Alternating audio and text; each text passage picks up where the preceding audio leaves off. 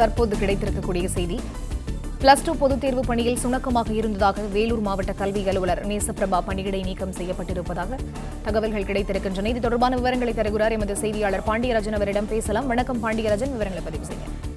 தமிழகம் மற்றும் புதுச்சேரியில் பொதுத் தேர்வுகள் இன்று முதல் தொடங்க இருக்கிறது. குறிப்பாக இன்று 12ஆம் வகுப்பு மாணவர்களுக்கான பொதுத் தேர்வு தொடங்குகிறது. இதற்கு முன்னதாக 3 மாதங்களுக்கு முன்னதாகவே பள்ளிகளில் இருக்கக்கூடிய டிஓஸ் மற்றும் சிஓஸ்களுக்கு அறிவுறுத்தல்கள் வழங்கப்பட்டிருந்தது.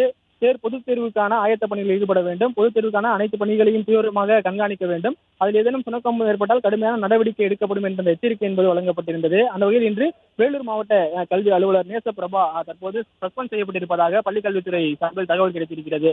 குறிப்பாக தேர்வுக்கான முறையான ஹால் ஒதுக்கீடு மற்றும் அறை கண்காணிப்பாளர்களுக்கான ஒத்துழைப்பு வழங்காதது உள்ளிட்ட பல்வேறு பணிகளில் அவர் சுணக்கமாக இருந்ததாகவும், தேர்வு பணிகளில் சுணக்கமாக இருந்ததன் காரணமாக அவர் மீது உடனடியாக நடவடிக்கை எடுக்கப்பட்டிருப்பதாகவும் பள்ளிக்கல்வித்துறை சார்பில் தெரிவிக்கப்பட்டிருக்கிறது.